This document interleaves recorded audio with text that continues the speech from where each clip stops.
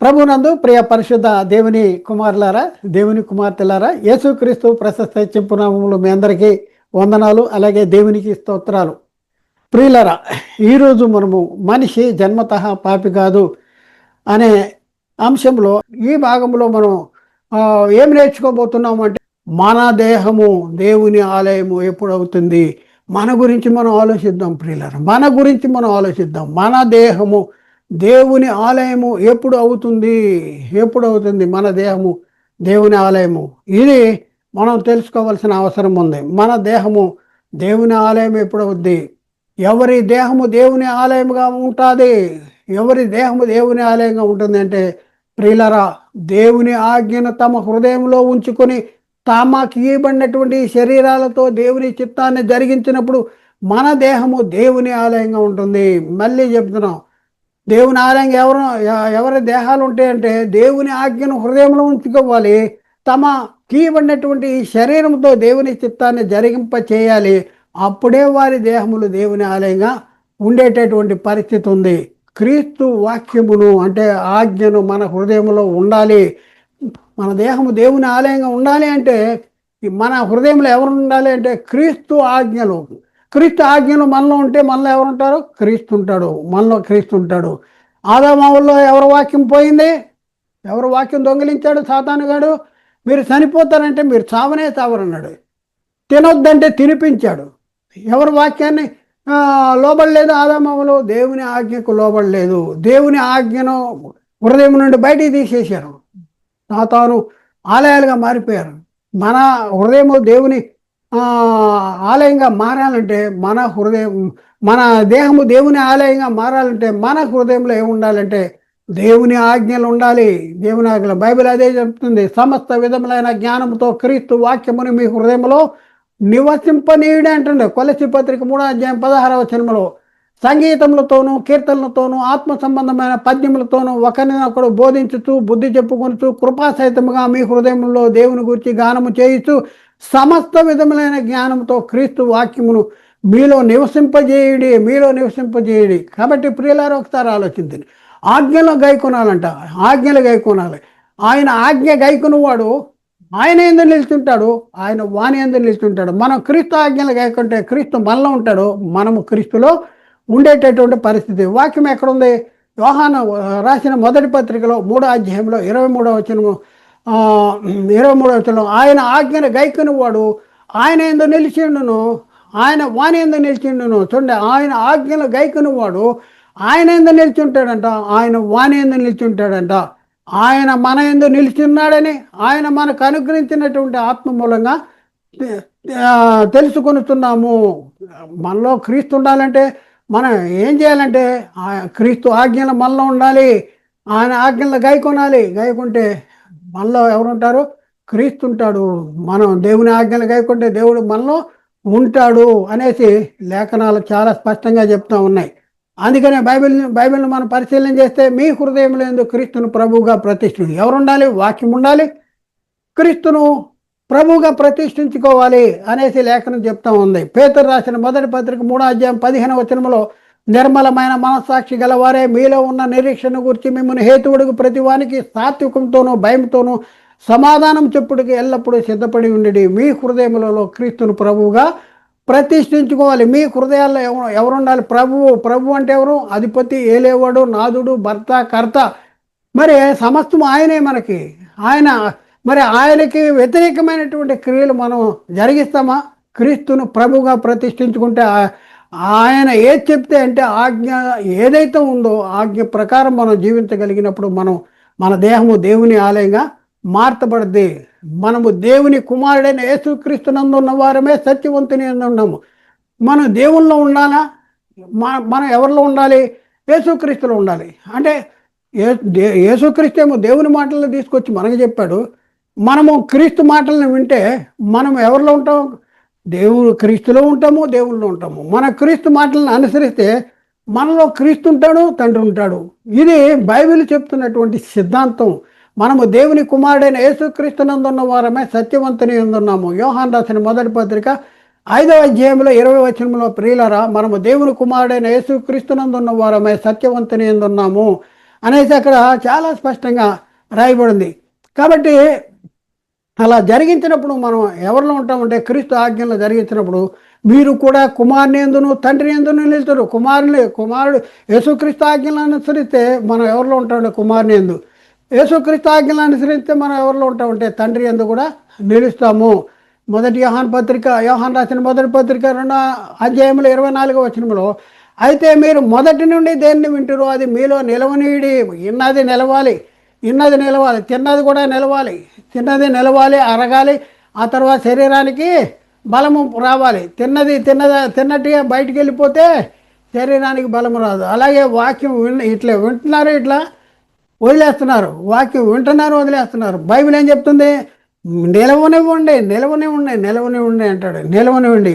మీరు మొదటి నుండి విన్నది మీలో నిలిచిన ఎడల మీరు కుమారుని యందును తండ్రి యందును నిలుతురు. కుమారుని యందు ఉంటాం, తండ్రి యందు ఉంటాం. ఎప్పుడు ఉంటాం? విన్నది ఏమవుతాం అప్పుడు? మనము కుమారునిలో తండ్రిలో ఉంటాము, తండ్రి కుమారుడు మనలో ఉంటాడు. అంటే మన దేవుడు మనలో ఉండాలంటే ఏం చేయాలి? దేవుడు యేసుక్రీస్తు ద్వారా మనకిచ్చిన ఆజ్ఞలను అనుసరించినప్పుడు మన దేహం ఏమైపోద్దంటే దేవుని ఆలయము అయిపోద్ది. క్రీస్తు ఆజ్ఞలను తమ హృదయంలో ఉంచుకొని క్రీస్తు ఆజ్ఞలను పాటిస్తున్నటువంటి పౌలు అంటున్న మాట ఏమంటున్నాడు? ఆ మాట మనం అనగలమా? ఒక గంభీరమైన మాట చెప్తా ఉన్నాడు. ప్రియులారా, ఒకసారి ఆలోచించి క్రీస్తు ఆజ్ఞలను తన హృదయంలో ఉంచుకొని క్రీస్తు ఆజ్ఞలను పాటిస్తూ ఉన్నటువంటి పరిస్థితుల్లో పౌలు గారు అంటున్న మాట, ఇక జీవించువాడను నేను కాను, క్రీస్తే నా యందు జీవిస్తున్నాడు. ఎక్కడ చెప్పాడు ఆ మాట? ఎక్కడ? బైబిల్లో ఉంది. గలతీ పత్రిక 2 అధ్యాయం 20వ వచనంలో నేను క్రీస్తుతో కూడా సిలువ వేయబడి ఉన్నాను, ఇక జీవించువాడను నేను కాను, క్రీస్తే నా యందు జీవించుతున్నాడు. నేనెప్పుడు నా శరీరం ముందు జీవించుతున్న జీవితము నా కొరకు కాదు, నా కొరకు తన్ను తాను అప్పగించుకున్నటువంటి జీవించుతున్న జీవితము నన్ను ప్రేమించి నా కొరకు తను తాను అప్పగించుకున్నటువంటి దేవుని కుమారుని అందరి విశ్వాసం ద్వారానే జీవిస్తున్నాను అన్నట్టాడు. ఏమన్నాడు? గలతీ పత్రిక 2:20లో నేను క్రీస్తుతో కూడా సిలువ వేయబడి ఉన్నాను, ఇక జీవించువాడను నేను కాను, క్రీస్తే నా యందు జీవించుతున్నాడు. నేనిప్పుడు శరీరం ముందు జీవించుతున్న జీవితము నన్ను ప్రేమించి నా కొరకు తను తాను అప్పగించుకున్న దేవుని కుమారుని అందరి విశ్వాసము ద్వారా జీవిస్తున్నాను అంటాడు. జీవించువాడను నేను కానంటాడు, క్రీస్తే నా యందు జీవిస్తున్నాడు అంటాడు. కాబట్టి క్రీస్తు పౌలులో జీవిస్తున్నంటే ఏముంది? క్రీస్తు సత్యము పౌలులో ఉంది. క్రీస్తు సత్యము అంటే క్రీస్తు వాక్యము. అందుకని పౌలు గారు క్రీస్తు సత్యము నా యందు ఉండుటను బట్టి అని అంటాడు. పౌలు గారు కొరింథీకి రాసిన 2వ పత్రిక 11 అధ్యాయం 10వ వచనంలో క్రీస్తు సత్యము నా యందు ఉండుటను వలన అంటాడు. క్రీస్తు సత్యము మనం క్రీస్తు వాక్యము లేక క్రీస్తు సత్యము మనలో ఉందా? ఒకసారి ఆలోచించండి. మనలో ఉంటే యేసుక్రీస్తులో తండ్రి ఉంటే, తండ్రి మాటలు ఉంటే, నేను చెప్తున్న మాటలు నాయి కాదు, తండ్రి నాలో ఉండి పలుకుతున్నాడు అని యేసుక్రీస్తు వారు ఎలా చెప్పాడో, క్రీస్తు వాక్యము మనలో ఉంటే, క్రీస్తు సత్యము మనలో ఉంటే, మరి ఆ మాటలు మనం చెప్పే మాటలు ఎవరే? క్రీస్తే నా యందు పలుకుతున్నాడు. నా యందు ఎవరి మాటలు ఉన్నాయి? ఆ మాటలే మనం చెప్తున్నాం. కాబట్టి క్రీస్తు నా యందు పలుకుతున్నాడు. పౌలు గారు చెప్తున్నారు. అద్భుతమైనటువంటి సంగతి పౌలు గారు చెప్తున్నారు. ప్రియులారా, కొరింథీకి రాసిన 2వ పత్రిక 13 అధ్యాయం 3వ వచనంలో క్రీస్తు నా యందు పలుకుతున్నాడని రుజువు కోరుతున్నారా అంటాడు. క్రీస్తు నా యందు పలుకుతున్నాడు అనేసి పౌలు గారు చెప్తున్నాడు. మనం ఒకరినొకడు ప్రేమించిన దేవుడు మన యందు నిలిచి ఉండును అంటాడు. ఒకరినొకరు ప్రేమిస్తే ఎవరుంటారో మనలో దేవుడు నిలిచి ఉంటాడు. కాబట్టి ప్రియులారా, ఎక్కడుంది ఈ మాట అంటే యోహాన్ రాసిన మొదటి పత్రిక 4 అధ్యాయం 12వ వచనంలో ఏ మానవుడు దేవుని ఎప్పుడు నువ్వు చూచి ఉండలేదు. మనం ఒకరినొకడు ప్రేమించిన దేవుడు మన యందు నిలిచి ఉన్నాడని, ఆయన ప్రేమ మన యందు సంపూర్ణమగును అంటాడు. కాబట్టి దేవుని ఎవడు కూడా ఎలా చూడలేదంట. మనం ఒకరినొకరు ప్రేమించినట్ల దేవుడు మన యందు నిలిచిండును. ఆయన ప్రేమ మన యందు సంపూర్ణము అయ్యేటట్టు. దేవుడు మనలో ఎప్పుడు ఉంటాడంటే ఒకరినొకరు ప్రేమించాలి. ఒకరినొకరు ప్రేమిస్తే దేవుడు మనలో నిలిచుంటాడు. దీని వలన మనము ఆయన యందు నిలిచి ఉన్నామని, ఆయన మన యందు నిలిచి ఉన్నాడని మనం గుర్తించగలము. దేనివల్ల అని అంటే ఇక్కడ యోహాను రాసిన మొదటి పత్రిక 4:13 దీనివల్ల ఆయన మన యందు నిలిచి ఉన్నాడని ఆయన మన యందు ఉన్నాడని తెలుసుకొనుతున్నాము. ఏలైనగా ఆయన మనకు తన ఆత్మలో పాలు దయచేసి ఉన్నాడు. కాబట్టి ప్రియులారా, మరి మనం మనలో దేవుడు ఉండాలి అంటే, మన దేహము దేవుని ఆలయంగా ఉండాలంటే, యేసు దేవుని కుమారుడని ఎవడు ఒప్పుకున్న వాళ్ళలో దేవుడు నిలిచి ఉంటాడు. మనలో దేవుడు ఉంటేనే మనం దేవుని ఆలయము అవుతుంది. మరి దేవుడు మనలో ఉండాలి అంటే, మన దేహము దేవుని ఆలయం అయి ఉండాలంటే మనం యేసుక్రీస్తుని ఎవరైనా ఒప్పుకోవాలి అంటే యేసు దేవుని కుమారుడని ఒప్పుకోవాలి అనేసి బైబిల్ చెప్తుంది. యోహాను రాసిన మొదటి పత్రిక 4:15 యేసు దేవుని కుమారుడని ఎవడు ఒప్పుకున్నో వాళ్ళలో దేవుడు నిలిచి ఉన్నాడు, వాడు దేవుని యందు ఉన్నాడు. యేసు దేవుని కుమారుడని ఒప్పుకుంటే ఎవడో ఒప్పుకుంటే వాళ్ళలో ఎవరు ఉంటారంట, దేవుడు ఉంటాడంట. యేసు దేవుని కుమారుడు అని ఒప్పుకుంటే దేవుడు ఉంటాడు. వాడు ఎవరిలో ఉంటాడంట, దేవుళ్ళలో ఉంటాడు. దేవుడు మనలో ఉంటాడు, మనం దేవుళ్ళలో ఉంటాము. యేసుక్రీస్తు కూడా నేను తండ్రి నాలో ఉన్నాడు, నేను తండ్రిలో ఉన్నాను అంటాడు. కాబట్టి ప్రియులారా, మరి ఏం చేయాలంటే ఆజ్ఞను అనుసరించాలి. ఆజ్ఞను మన దేహములో మన హృదయంలో దేవుని ఆజ్ఞను ఉంచుకొని, దేవుడు యేసుక్రీస్తు ద్వారా మన పరిశుద్ధాత్మ చేత మనకి ఇవ్వబడినట్టు, సంఘానికి ఇవ్వబడినట్టు ఆజ్ఞను మన హృదయంలో ఉంచుకొని, ఈ మనకి ఇవ్వబడినటువంటి నేను మనమైన ఆత్మకు ఇవ్వబడినటువంటి ఈ ఆత్మకు ధరింపజేసిన ఈ దేహాన్ని దేవుని పని మీద ఉపయోగించాలి. దేవుని చిత్తాన్ని జరిగించేలాగా ఈ దేహాన్ని ఇది చేయాలి. నలగొట్టాలి. ఈ దేహం ఉంటుంది లోకం వైపు చూస్తూ ఉంటుంది. నోర్మై వాక్ అనాలి దేహంతో. పద అనాలి. అక్కడ భోజనాలు ఉండవు, అక్కడ వాన వస్తుంది, అక్కడ అది ఉంది, ఇక్కడ ఇది ఉంది, పలానా దగ్గరికి వెళ్దాం, ఇక్కడికి వెళ్దాం. చూడండి, ఈ రకమైన నాకు అన్నీ కావాలి, శరీరం కోరుకుంటుంది, అన్నీ కావాలి, అది కావాలి, ఇది కావాలి, ఇది కావాలి, ఇది కావాలి, ఇది కావాలంటది. ప్రియులారా, ఒకసారి ఆలోచించండి. మరి ఆత్మ చేత ఏం చేయాలి? శరీర క్రియల్ని చంపాలి. ఎప్పుడు చంపుతాము? ఆయన వాక్యం మనలో ఉండాలి. ఆయన వాక్యం మనలో ఉండాలి. దేవుని వాక్యం మనలో ఉండటం వలన మనం దేవుని క్రియలు జరిగిస్తాం. మరి యేసు దేవుని కుమారుడని ఒప్పుకుంటే మనలో ఎవరు ఉంటారంటే దేవుడు నిలిచి ఉంటాడంట. దేవుడు నిలిచి ఉంటాడు. అప్పుడు మనం ఏమవుతాము? దేవుడు మనలో ఉంటే దేవుని ఆలయం అవుతాము. యేసుక్రీస్తు చెప్పినట్లు తన శరీరమున దేవాలయాన్ని గురించి చెప్పాడంట. మరి మనం కూడా మన దేహాలు కూడా దేవుని ఆలయంగా మార్చబడేటటువంటి పరిస్థితి ఎప్పుడు అంటే, మనకి ఇవ్వబడినటువంటి ఈ శరీరాన్ని ఉపయోగించుకొని, మీ శరీరాన్ని ఆత్మచేత లోపరుచుకొని, ఈ శరీరాన్ని దేవుని పనిని చేసినప్పుడు ఈ దేహమే దేవుని ఆలయం కింద. మనం ఎక్కడ ఆగిపోయి ఉంటే దేహము శరీరం కేవలం నిష్ప్రయోజనం అనే దగ్గర ఆగమే. అక్కడ దేవుడు యేసుక్రీస్తుని పోల్చేటటువంటి పరిస్థితి అది అక్కడ. కానీ ఇక్కడ ఉన్న పరిస్థితుల్లో నీ దేహము దేవుని ఆలయం కింద మారుద్దా అంటే మారుతుంది. దేవుని ఆలయం కింద మారుద్ది. ఎప్పుడు మారుద్దంటే దేవుని ఆజ్ఞలను నీ హృదయంలో ఉంచుకుని దేవుని చిత్తానుసారంగా ఈ శరీరాన్ని దేవుని పని మీద నువ్వు ఉపయోగించినప్పుడు మీ దేహము దేవుని ఆలయమైంది. అందుకని ప్రేమ యందు నిలిచి ఉండువాడు దేవుని యందు నిలిచి ఉంటాడు, దేవుడు వాని యందు నిలిచి ఉంటాడు అనేసి లేఖనాల్లో చాలా చక్కగా రాయబడింది. 1 యోహాను 4:16 మన యెడల దేవునికి ఉన్న ప్రేమను ఎరిగిన వారమై దాన్ని నమ్ముకొనుచున్నాము. దేవుడు ప్రేమ స్వరూపి అయి ఉన్నాడు. ప్రేమ యందు నిలిచి ఉండువాడు దేవుని యందు నిలిచి ఉన్నాడు, దేవుడు వాని యందు నిలిచి ఉన్నాడు అనేసి అక్కడ చాలా చక్కగా రాయబడింది. అందుకనే మనము దేనిలో ఏకమై ఉండాలంటే వాక్యములో ఏకమై ఉండాలి. మనము వాక్యము మనలో ఉండాలి. వాక్యం మనలో ఉండాలి. వాక్యము మన యందు నివసించవలసిన అవసరం ఉంది. అందుకని యేసుక్రీస్తు జీవించిన కాలంలో యేసుక్రీస్తు కోరుకున్నది ఏంటంటే, నేను వారికి ఒక వాక్యం ఇచ్చాను, వారి వాక్యం వలన నా యందు విశ్వాసం ఉంచి వీరందరూ కూడా ఏకమై ఉండాలి. ఆదాములో వాక్యములో ఏకమయ్యలేరు. మొదట ఆదాము దగ్గరికి వచ్చాడు అపవాదిగాడు. ఆదాము మోసపరచబడలేదు, కానీ అవ్వ దగ్గరికి వెళ్ళాడు, మోసపరచబడింది. అలాగే ఇప్పుడున్న పరిస్థితుల్లో కూడా మరి మనం అందరూ కూడా దేనిలో ఏకమై ఉండాలంటే శరీర సంబంధమైన కార్యాల్లో ఏకమై ఉంటాం కాదు, వాక్యములో ఏకమై ఉండాలి. వారి వాక్యం వలన నా యందు విశ్వాసం ఉంచు వారందరూ ఏకమై ఉండాలంటాడు. యోహాను రాసిన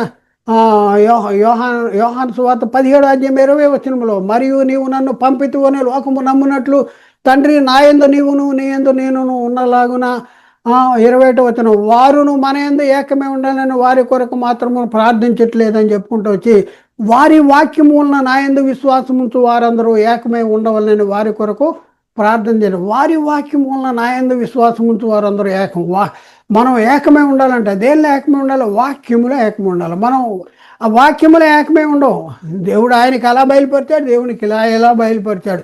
నా నా నా నా దేవుడు నాతో ఎలా మాట్లాడాడు, దేవుడు నాతో అలా మాట్లాడాడు అంటాడు. ఇంకా వాక్యంలో మాత్రం ఏకమైనటువంటి పరిస్థితి లేకుండా సాతానుగాడు చేస్తున్నాడు. కానీ అదే మాటని అదే అంటే మనం దేనిలో ఏకమే ఉండాలి అనే దాని గురించి యేసుక్రీస్తు తండ్రికి ప్రార్థన చేస్తూ వారి వాక్యం వలన నా యందు విశ్వాసం వీరందరూ కూడా ఏకమై ఉండాలి అనేసి ప్రార్థన చేశాడు. 17:7 యోహాను సువార్త.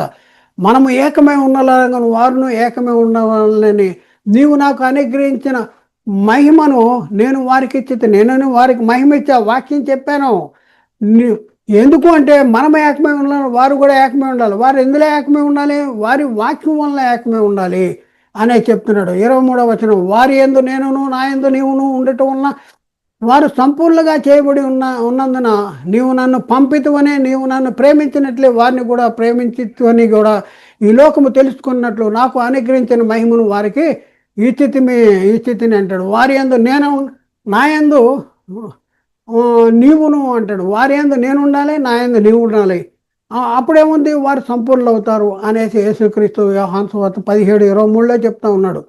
ప్రియులారా, ఒకసారి ఆలోచించండి. బైబిల్ చెప్తుంది ఏంటంటే దేహము దేవుని ఆలయము. దేహము దేవుని ఆలయము. దేవుని ఆలయం ఎప్పుడవుద్ది?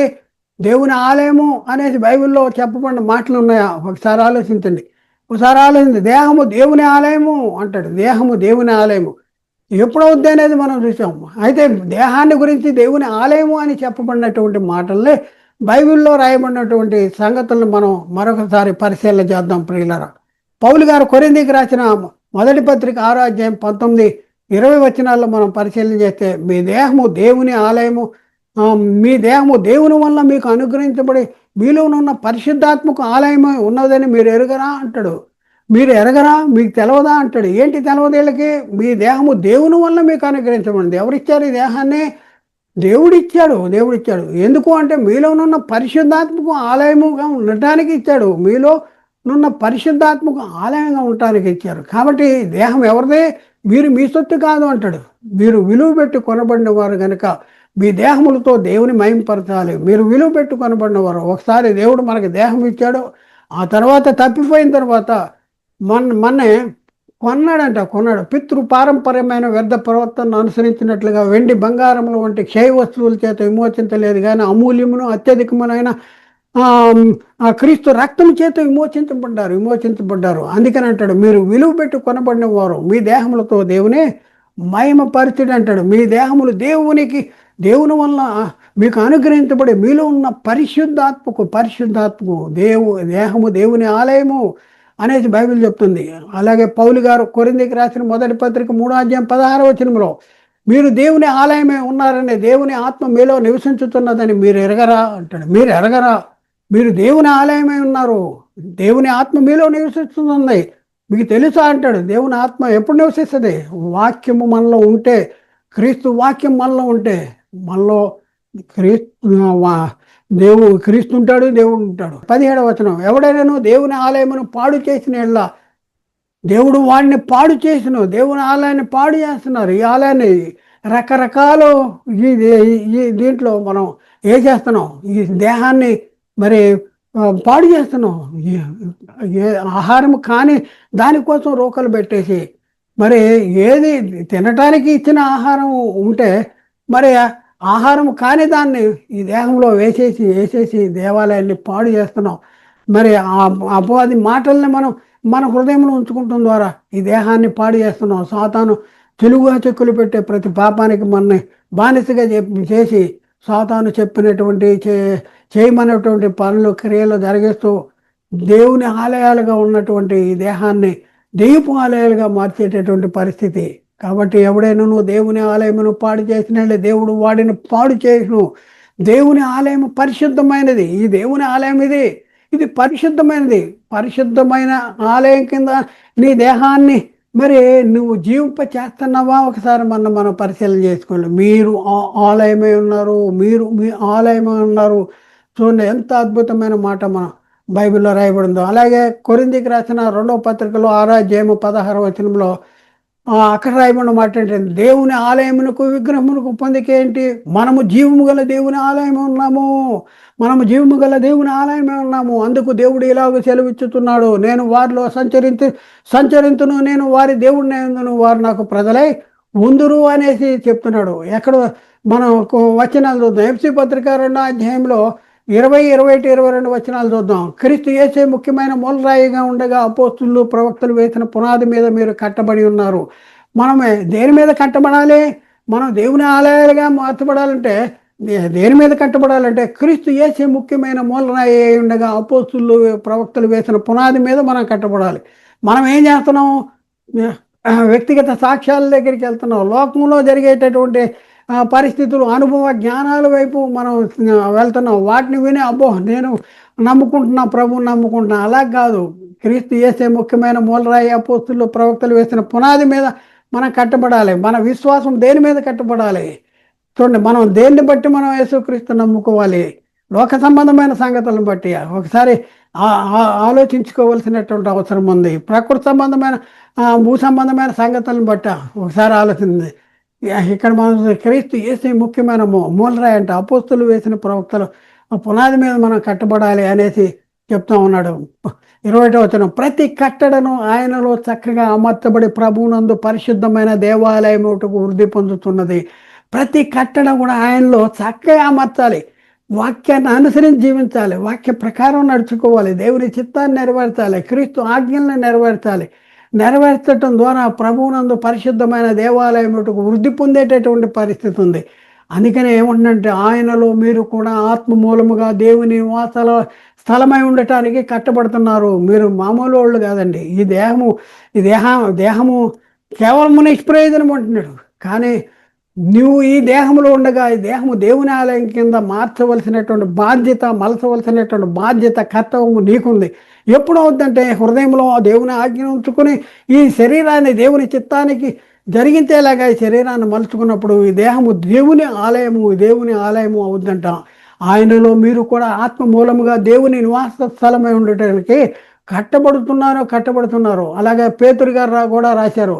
పేతురు గారు రాసిన మొదటి పత్రికలో 2వ అధ్యాయం 5వ వచనంలో, యేసుక్రీస్తు ద్వారా దేవునికి అనుకూలముగా ఆత్మ సంబంధమైన బలులు అర్పించుటకు పరిశుద్ధమైన యాజకులుగా ఉన్నట్లు మీరు సజీవమైన రాళ్ల వల్ల ఉండే.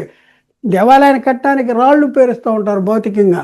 మరి ఇక్కడ మనం చూసుకుంటే ఆత్మ సంబంధమైన దేవాలయం కావాలంటే మీరును సజీవమైన రాళ్ళు అంటారు. సజీవమైన రాళ్ల వల్ల ఉండి ఆత్మ సంబంధమైన మందిరాలుగా కట్టబడుతున్నారు. మనం కట్టబడుతున్నాం ఆత్మ సంబంధమైన సజీవమైన రాళ్ళు. మనం కూడా మందిరాలు కట్టడానికి మనం రాళ్ళంగా ఉన్నాం. ప్రియులారా, శరీరము కేవలము నిష్ప్రయోజనమని అక్కడే ఆగిపోకుండా, కేవలము నిష్ప్రయోజనమనే శరీరాన్ని దేవుని పని మీద ఉపయోగించి ఈ దేహాన్ని దేవుని ఆలయంగా మార్చవలసినటువంటి బాధ్యత నేను ఆయన ఆత్మ మీద ఉంది. ఈ దేహములతో దేవుని పని జరిగించి దేవుని మహింపరిచే వరంగా మనం ఉండాలి అని దేవుడు కోరుకున్నాడు. అందుకే నీవు అనే ఆత్మకు ఈ దేహాన్ని ఇచ్చాడు. ఈ ఆత్మ దేవుని మహింపరచడానికి ఒక టూల్గా, ఒక పరికరంగా ఈ దేహాన్ని ఇచ్చాడు. మరి ఒకసారి ఆలోచించండి. మరి మన విషయంలో దేవుడు కోరుకుంటున్నాడు ఏంటంటే, నీవు అనే ఆత్మకి ఇవ్వబడినటువంటి శరీరాన్ని దేవుని ఆలయం కింద ఉంచు. దేవుని ఆలయం కింద ఎలా ఉంటుందంటే, హృదయంలో వాక్యం ఉంచుకో. ఈ శరీరాన్ని ఆ వాక్యం చేత, ఆత్మ చేత లోపరుచుకో. ఈ శరీరాన్ని నా పని మీద ఉంచు, నా పని మీద జరిగించు. అప్పుడు నేను మీలో ఉంటాను, మీరు నాలో ఉంటారు, మీరు దేవుని ఆలయం కింద మార్చబడతారు అనేసి చెప్తున్నటువంటి పరిస్థితి ఉంది. కాబట్టి ఇప్పుడు చెప్పండి ప్రియులారా, ఒకసారి ఆలోచించండి. మనం పరలోకానికి వెళ్ళాలంటే దేవుని చిత్తాన్ని నెరవేర్చాలి. పరలోకానికి వెళ్ళాలంటే ఏం చేయాలి? దేవుని చిత్తాన్ని నెరవేర్చాలి. మనము అయిన ఆత్మ పరలోకానికి వెళ్ళటానికి హేతువైనటువంటి ఈ శరీరము పరలోకం వెళ్ళాలంటే దేవుని చిత్తం నెరవేర్చాలి. దేవుని చిత్తం నెరవేర్చాలంటే ఆత్మకి ఏం కావాలి? శరీరం కావాలి. మనమైన ఆత్మకు ఒక పరికరము లేకపోతే ఒక టూలు దేవుడు ఇచ్చాడు. మరి ఆత్మ పరలోకానికి వెళ్ళటానికి హేతు ఏంటి? దేవుడిచ్చిన ఇటువులు ఈ శరీరాన్ని దేవుని చిత్తాన్ని నెరవేర్చడానికి ఉపకరించేటటువంటి ఈ శరీరం మనకు ప్రయోజనమా కాదా? ఈ శరీరాన్ని లోపరుచుకుని దేవుని చిత్తాన్ని నెరవేర్చేలాగా ఈ శరీరాన్ని మనం మలుచుకున్నప్పుడు ఈ శరీరం ఆత్మకు అంటే వాక్యానికి లోబడినప్పుడు, దేవుని చిత్తానికి లోబడినప్పుడు ఈ శరీరం నేను అనే ఆత్మకు ప్రయోజనమా అంటే ప్రయోజనం కదా. నేను అనే ఆత్మ పరలోకం వెళ్ళాలంటే మరి ఈ శరీరము మనకి నేను అనే ఆత్మకు సహకరిస్తుంది కదా. సహకరిస్తాం వలన ఆత్మ పరలోకం వెళ్తుంది కదా. కాబట్టి ఈ ఆత్మకు ఈ శరీరం దేవుడు ధరింపజేసిన ఈ శరీరం మరి ప్రయోజనం అంటే ప్రయోజనం ఎప్పుడు ప్రయోజనం అంటే దేవుని చిత్తాన్ని జరిగించినప్పుడు, దేవునికి లోబడినప్పుడు మరి ఈ మనం ఏమవుతామంటే దేవుని ఆలయం కింద అవుతాం. అప్పుడు ఈ శరీరము మనకు ప్రయోజనమే. అయితే ప్రియులరా, ఒక సంగతి ఆలోచించండి. దేవుని చిత్తాన్ని నెరవేర్చడానికి సహకరించిన శరీరాలు నిష్ప్రయోజనము. మరి ఎవరి శరీరాలు నిష్ప్రయోజనము అంటే దేవుని చిత్తాన్ని జరిగించడానికి సహకరించిన శరీరాలు ఏమవుతాయి అంటే నిష్ప్రయోజనము, పనికిరాని చెత్త. అవును, శరీరం కేవలం నిష్ప్రయోజనము మాత్రమే కాదు, దేవుని ఆలయం కూడా. ఇది గుర్తుంచుకోవాలి. శరీరము కేవలం నిష్ప్రయోజనము అని యేసుక్రీస్తు అక్కడ శరీరాన్ని ఆత్మను పోల్చే ఆ సందర్భంలో అన్ని మనం పురస్కరించుకుని మనము ఎదవ పనులు చేసుకుంటూ శరీర సంబంధమైన క్రియలు జరిగించుకుంటూ శరీరాన్ని దేవుడు చూడడం నిష్ప్రయోజనము, ఆత్మనే చూస్తాడు అనేసి మనం ఇష్టం వచ్చినట్టు మనం జీవిస్తే నరకానికి వెళ్తాం. చాలా జాగ్రత్తగా మనం పరిశీలన చేయాలి. శరీరం కేవలం నిష్ప్రయోజనం మాత్రమే కాదు, నీ దేహాన్ని దేవుని ఆలయం కింద మలచవలసినటువంటి బాధ్యత నీవు అనే ఆత్మకు ఉంది అనేసి నువ్వు గ్రహించవలసినటువంటి అవసరం ఉంది ప్రియులరా. అవును, దేహము దేవుని ఆలయము కూడా అని గుర్తించు. దేవుడు మనకిచ్చిన ఈ దేహమును దేవుని మహిమపరచడానికే ఉపయోగించి ఈ దేహాన్ని దేవుని ఆలయంగా మార్చి మన జీవితాలను మార్చుకుందాం. చూద్దాం, మన జీవితాలను మార్చుకోవలసినటువంటి అవసరం ఉంది. మా దేవుడు మనకిచ్చినటువంటి ఈ దేహాన్ని దేవుని చిత్తాన్ని జరిగింపజేయటం ద్వారా దేవుని మహిమపరచడానికి ఉపయోగించి ఈ దేహాన్ని దేవుని ఆలయంగా మారులాగన మన జీవితాన్ని మార్చుకుందాం. మరి అవునంటారా కాదంటారా ఒకసారి ఆలోచించండి. దేహము దేవుని ఆలయమా లేకపోతే ఈ దేహము కేవలము నిష్ప్రయోజనమా? ఎవరి దేహాలు కేవలము నిష్ప్రయోజనము, ఎవరి దేహాలు దేవుని ఆలయము? ఒకసారి ఆలోచించండి. నువ్వు కేవలం నిష్ప్రయోజనమా, నీ శరీరము కేవలం నిష్ప్రయోజనంగా ఉండాలని అనుకుంటున్నావా? లేకపోతే నీ దేహము దేవుని ఆలయంగా ఉండాలి అనేసి నువ్వు అనుకుంటున్నావా? ఎలాంటి పరిస్థితుల్లో ఉన్నావు ఒకసారి నిన్ను నీవు పరిశీలించుకోవాల్సిన అవసరం ఉంది.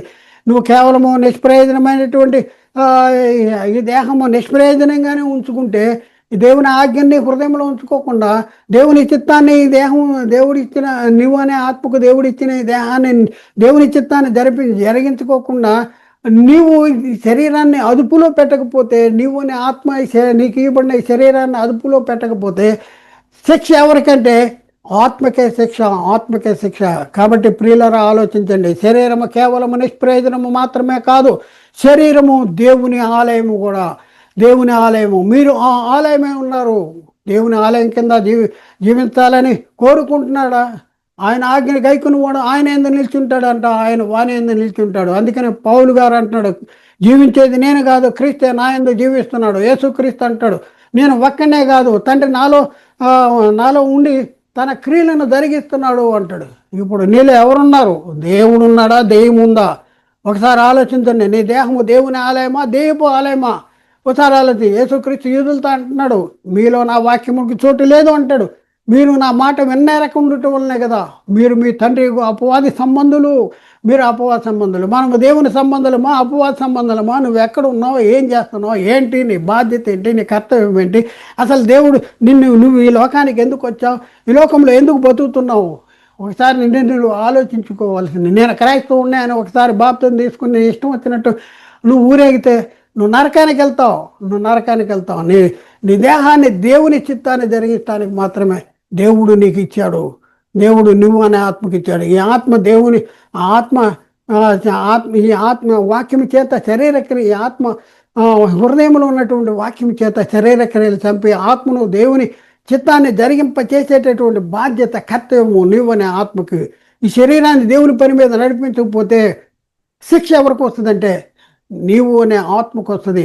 ఆత్మ నిత్య నరకానికి వెళ్ళింది. అగ్ని ఆరదు, పురుగు చావదు. యుగాలు ఆరని అగ్నిలో చావని ఆత్మ యుగాలు కాలేటటువంటి పరిస్థితి ఉంది. మరి అలాంటి పరిస్థితి తప్పించుకోవాలని దేవుడు ఈ వాక్యాన్ని మీ దగ్గర పంపించాడు. ప్రియులారా, ఆలోచించండి, అర్థం చేసుకోండి, సత్యాన్ని గ్రహించడానికి లోబడండి. ఎవరిని కూడా వ్యక్తిగతంగా, సంఘపరంగా, సంస్థపరంగా ఎవరిని కూడా కించపరచాలని, దూషించాలని ఎవరికి తెలియదు. మాకే తెలుసు అని చెప్పడానికి మేము ముందుకు రాలేదు. బైబిల్ ఎలా ఉంది, బైబిల్ ఎలా చెప్తుంది కాబట్టి